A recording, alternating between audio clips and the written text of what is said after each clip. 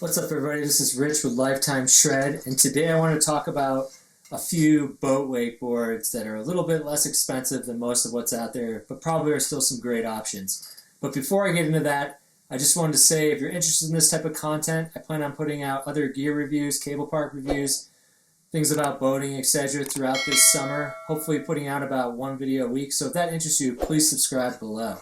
So let's get into it.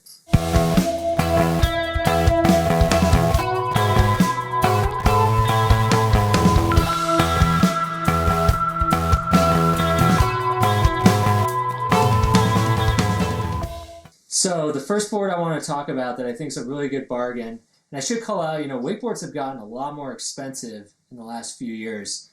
You've seen wakeboards $600, $700, $800. We never saw that price point in the past. And there's a few factors. Obviously, there's inflation in our economy. Things are more expensive to make. It's just the direction things are going. So while there used to be wakeboards that maybe you could find even in the 200s, that doesn't really exist for the most part anymore. And if they are that low, I don't know if they're good quality. So the focus of this video is really about some boards that are priced well that might be of interest for you in 2023. So the first board is the O'Brien Valhalla. So this board coming in at about $340 is a great, well-ridden, well-proven board. Within the O'Brien team in the past, you've got David O.C. who rides this board. He even had his own Pro Model graphic a couple years ago. Shota also used to ride this board, pro tour level rider riding this board that's more considered price point at $340. So just some things I'll call out about this board. It does have progressive rocker. It also on the base, it has a little bit of base features, but in the core of the board in the middle, there's a little bit of features along the edge, but there's not too many bottom features. And I like seeing that in a board like this because if you are a beginner or intermediate, like a board with a little bit less features, while it can be a teeny bit more slippery, also tends to be a little bit more predictable. And I think from what I've heard, I actually haven't ridden this board myself, but this board's pretty predictable, solid pop, good speed on the water, definitely worth checking out. That's the O'Brien Valhalla. So the second board I wanted to chat about is the Ronix District. Specifically, this one has the Modelo core. Now the Modelo core is Ronix's normal foam core, it's normal construction. Solid, nothing wrong there. I don't know if they make this board actually in a different core, but for whatever reason on the website it calls out Modelo core. I will say I've ridden this board before in the past on a demo, and it's a great everybody board. If you're a beginner, intermediate, or even more advanced, and you want a board that's not, slow, still has good pop, but, isn't too specialized, this is a great board for that. And at $370, it's really not that expensive compared to most of what's out there. Ronix even says on their webpage, the chameleon of conforming wakeboards, because it's kind of something that should work for most people pretty well. And I do have friends that ride this board, and they do like it. Getting down, we can look at the flex. It's actually, this is the rocker line, hybrid rocker, so not a true 3-stage, but not true continuous either. Again, this is a great moderate feature set where it's not going to be too slow, but it's not going to be not have pop or something like that as well. If we get into the tech, this is just how the board's constructed, pretty normal stuff there. I will call out on the base. So with wakeboards, there's the technology that goes into the construction of the board, but there's also the general design of the board. And I like to look at the bottom features when I look at wakeboards because certain bottom features are going to make the board track a certain way or absorb impact a certain way. And as we looked at the District, overall, it's a pretty simple base. It does have some base features close to the edge just to give you a little extra grip when cutting in or loading that edge up. And that's a nice feature here. So some base features, but not overly complex where the board's going to do something funny. Pretty predictable from my demo experience on it. So that's the District at $370. I also like with the District, where is it? Sizing. They do make this board in a 150. So, if you're a bigger guy, you're 6'1", 6'2", maybe you're 200 pounds or something like that. And I think in general, the trend right now is to ride a little bit bigger boards. They've got a 150. And there isn't a lot of boat boards, especially more price point boards, with a 150. If I go back to the Valhalla, I believe the biggest size, 43. So, something to call out there. The third board I want to talk about is the Remedy. So, the Remedy is Harley Clifford's Pro model. They do make a couple core versions of this. So this is the less expensive, more straightforward foam type construction. They also have the Aero Core as well, but at twice the price. And I think that speaks well to this board. Like, not only was it designed with Harley Clifford in mind, one of the best wakeboarders of all time on the boat, with the Remedy, this board is that I've demoed this board in the past as well. One of my good friends rides the Aero Core version of this, and actually a couple friends ride that board. And this board's got so much pop. So at $400, if you're looking for a super explosive 3-stage, this is a board you're going to want to check out. Because even though this is the normal core, it's still not that heavy or anything like that. And with that aggressive 3-stage, that's the one thing I remember with this board, is it's just like, boom, off the top of the wake. I will say with 3-stage, like, it is going to drag in the water a little bit more. So if you're looking for a really fast board, I wouldn't say this board is that.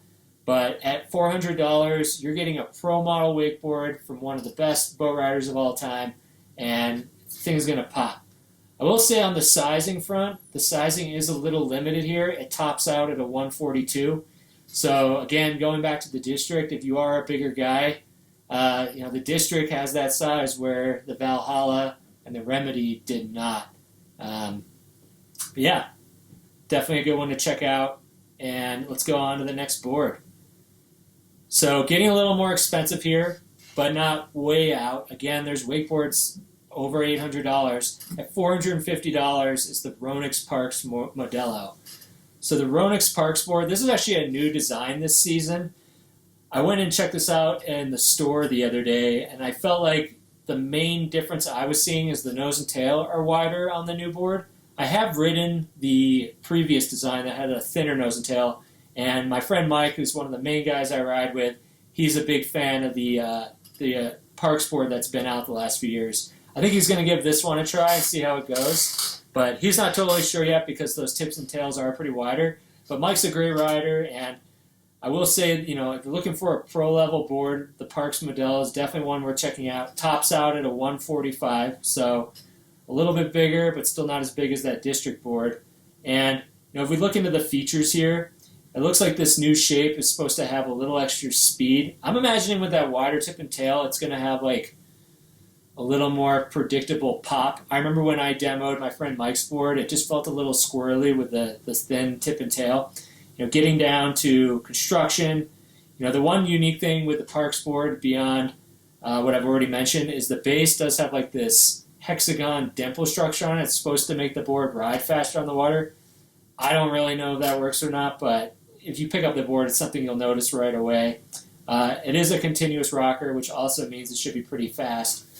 Last but not least, I wanted to mention probably my favorite board that's a little bit cheaper, and that's the Sean Murray Pro model from Hyperlite.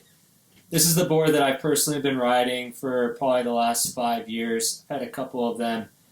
This model, I think this shape goes back to maybe 2016, but obviously Sean Murray's had pro models in Hyperlite going back, I think, around 25 years or so. So getting into the Murray Pro today, this board comes in at $440, so it is a little bit more expensive than, say, the District or the Valhalla, but it's still on the less expensive side of wakeboards, as there's wakeboards that are $800.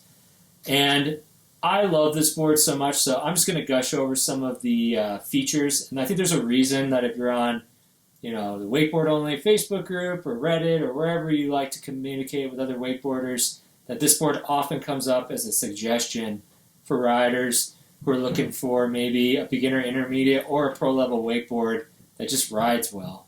So getting into the Murray itself, some of the stuff I'll call out: subtle 3-stage rocker. This board's going to be decently fast while still having a decent amount of pop. It's not quite as explosive as a true through stage, and it's not quite as fast as a true continuous board, but it's a pretty good sweet spot in the middle. I also love the variable edge design. So this is basically between the bindings, the edge rolls, and then it goes to a sharper edge outside the bindings. This just helps if you want to goof around and have some fun buttering, or if you're coming out of a trick where you maybe would catch your edge. It just gives you a little extra moment to recover and get back into your proper posture. Another thing I'd say is the base. So I've been covering this on a lot of the other boards we've looked at, base features. The Murray probably has the simplest base of any of these boards.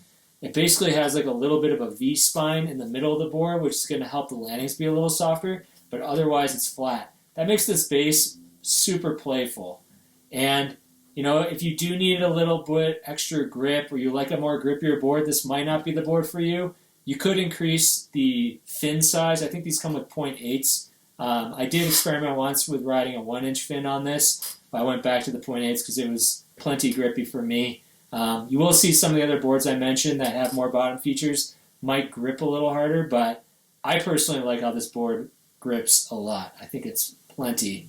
Just going to some of the other stuff, I will say that I mentioned before with the District that it has a 150, so it's really great for bigger riders. You know, if you're 6'1", 6'2", over 200 pounds, if you can get up to a 150, that's going to help a lot with that board supporting you.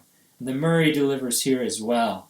They do have a 150, and they've had a 150 in this board for a few years. Still waiting that maybe someday they'll be an even bigger size. I'm not personally interested in riding it. I ride the 144. I have thought about checking out the 150, but I weigh about 175 pounds, so I think the 144 is just about right for me. So yeah, all in all, definitely love the Murray. It's a great board. Would highly suggest it. And at $440, it's not going to be as tough to stomach as some of the other expensive boards out there. So anyway, thanks for sitting through this and thinking about these boards. If you're out there, you're in the market for a board, you're trying to spend a little bit less, I think any of these boards would be worth checking out. With that said, this is Rich with Lifetime Shred. If you found this interesting, useful, don't forget to subscribe below. Comment if there's any boards that you think we've left out of this list. You know, stuff under $450. That's a quality wakeboard that really anyone could ride from beginner to pro. I'd love to hear if there's other boards out there that you think fit that description.